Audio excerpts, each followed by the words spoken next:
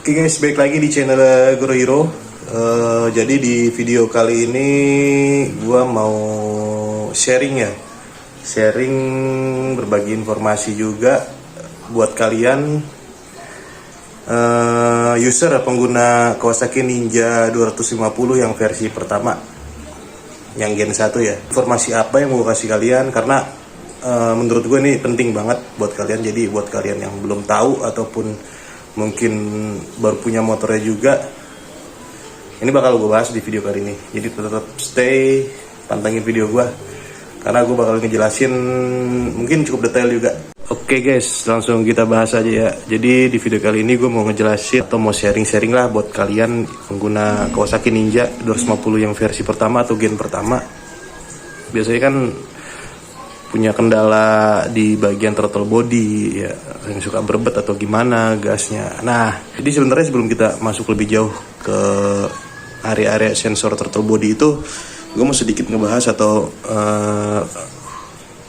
ngasih tahu informasi buat kalian. Jadi for information aja, bahwasanya throttle body Ninja itu ada dua sensor. Yang pertama itu secondary sensor dan primary sensor. Nah, primary sensor itu adalah sensor pengatur bukaan gas, membaca bukaan gas yang ada kok, yang koin paling depan itu yang lebih kecil. Ya kalau nggak salah 28 ya ukuran diameternya. Nah, kalau untuk yang sensor belakang, yang secondary sensor itu adalah dia mengatur debit jumlah udara yang akan masuk ke area throttle body menuju ruang bakar. Nah, biasanya nih guys ya, sensor yang sering mengalami kerusakan atau malfungsi atau trouble itu adalah secondary sensornya, yang bisa dibilang juga ya TPS lah, yang pengaturan dia fungsinya itu ngatur banyaknya udara yang akan masuk ke throttle body menuju mesin. Nah, biasanya nih user-user Ninja 250 ini biasanya suka iseng atau kreatif, terlalu kreatif banget, ngotak-ngatik sensornya, digeser-geser sensornya, padahal itu nggak asal sembarangan. Jadi nggak boleh sembarangan geser-geser sensor atau dibuka lah atau apalah, itu nggak boleh sembarangan ya guys ya. Jadi nggak boleh sembarangan banget itu, nggak boleh asal juga. So riskan banget sensor tersebut malfungsi atau error. Nah, sensornya itu yang warna hitam guys ya. Ini kelihatan nggak ya? Aduh, motor gue lagi nggak gue bongkar sih. Oh ini kan dia di sebelah kanan ini, di samping throttle body itu kan ada yang warna abu-abu dan hitam. Kalau nggak salah itu yang warna hitam. Yang warna hitam ya kalau nggak salah ya. Kalau nggak salah itu yang warna hitam guys. Kalau yang abu-abu itu kalau nggak salah yang depan. Nah, yang abu-abu itu adalah yang gue bilang tadi, yang pengaturan bukaan gas, sensor bukaan gas. Nah, yang hitam ini, yang ini nih, apa yang ngatur debit udara ini, jumlah debit udara yang masuk. Nah, yang hitam itu biasanya itu yang suka error, kalian suka otak-atik, denger dari A, dari B, atau dari grup yang gak jelas, atau dari TikTok lah, mekanik TikTok lah, yang harus begini biar enak, harus begini biar enak. Sementara ini kan motor injeksi ya bro ya. Memang ada sedikit perubahan ketika kita mengatur ulang settingan pada sensor secondary ini atau sensor TPS ini. Tapi jika caranya tidak tepat dan salah, yang akan ditimbulkan itu adalah kerusakan atau malfungsi sensor tersebut. Apa sih ciri-cirinya kalau sensor tersebut udah malfungsi atau rusak? Yang pertama, gas motor kalian itu akan susah turun. Ketika digas susah turun, ngeberbet, suka nahan, seperti itu. Alhasil motor kalian nanti itu nggak akan bisa lari, akan rasanya bakal aneh. Jadi walaupun bisa disetting manual, itu nggak asal, jadi ada caranya ya guys ya. So setiap kita meragukan pergeseran pada sensor tersebut, harus ada indikasi bunyi pergeseran sensor. Sekali bunyi cet, biasanya ada bunyi segitu. Sekali itu langsung kunci, setelah itu kunci udah beres. Jadi menurut gue sih ya, lebih baik kalau buat kalian yang memang nggak paham mengenai caranya hanya sekedar tahu lewat video TikTok ataupun kata orang, kata A, kata B, kata C, gue rasa jangan, karena nanti kalau sensornya itu rusak malfungsi itu bisa pusing guys. Harganya itu nggak mahal karena Kawasaki itu nggak jual satuan hanya sensornya aja, tapi satu set dengan throttle body.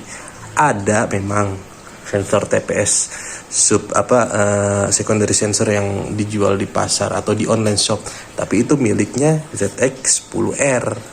Memang sih secara visual itu memang mirip dan bisa dipasang. Sepertinya yang udah pernah nyaranin seperti itu kalau nggak salah mekanik Chung Bike Shop kalau nggak salah. Gue sempat dapat informasi dari channelnya dia juga bisa menggunakan punyanya ZX10R yang katanya juga harganya pun lebih murah ketimbang originalnya Kawasaki Ninja 250 yang tidak dijual secara satuan. Sementara kalau yang punya ZX10R itu bisa satuan di online shop. So buat kalian, gue harap jangan sembarangan nyetel sensor tersebut, karena kalau nggak tahu kalian bisa rugi sendiri karena harganya pun mahal. Lebih baik bawa ke bengkel, minta disetting melalui alatnya yang memang sudah disediakan gitu. Contohnya bisa menggunakan alat yang memang sudah mensupport untuk mengatasi hal tersebut, karena kan ini motor injeksi ya, bukan motor karbu yang harus serba manual atau gimana. Jadi memang sebenarnya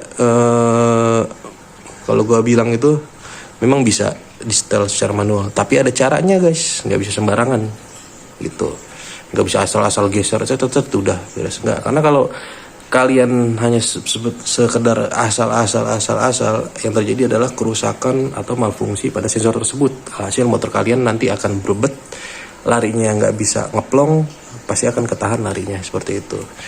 Dan pengalaman gue selama ini, memang gue melakukannya, cuman sebelum gue melakukannya itu gue banyak referensi, cari tahu dulu yang benar tuh seperti apa. Jadi nggak satu video atau 5 video yang gue tonton, kira-kira yang gue cari sumber yang bisa dipercaya, gue pelajarin seperti apa, dan gue nggak asal otodidak ataupun set udah gitu, enggak.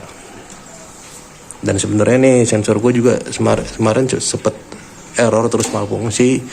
Terus gue dapat beberapa info dari mekanik yang gue lupa namanya siapa. Itu sebenarnya ketika memang sudah digeser, ketika error ya, terus digeser-geser dia nggak bisa normal lagi sensornya. Itu adalah caranya adalah dengan cara dilepas si sensor itemnya ini, dilepas dari sensornya itu. Setelah dilepas, sebelum dimasukin lagi, putar dulu ke arah kiri. Tok, ini sensornya, ini ibaratnya ini sensornya udah dilepas nih. Nah, kita posisikan ke kiri dulu, mentok ke kiri, terus masuk colok. Habis itu posisikan normal, kan ada watermarknya tuh, garis. Nah, itu posisi normal situ, sedikit dikencangkan. Habis itu masukin kabel ininya, hubungan kembali kabelnya. Nah, habis itu kencengin dulu bautnya, buat setelannya. Nah, setelah itu kalian coba kunci kotak. Ketika bunyinya seperti ini ya, coba kalian dengerin ya. Jadi sensornya tuh bunyinya nggak banyak. Ya kalian dengerin ya, suara bunyinya kan seperti ini kalau normal.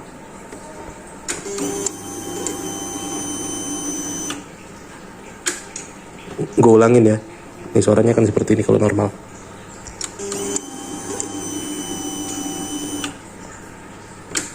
Oke, one more, sekali lagi. Suara yang normal pada TPS Ninja 250 itu kalau tidak mengalami kerusakan ataupun trouble seperti ini.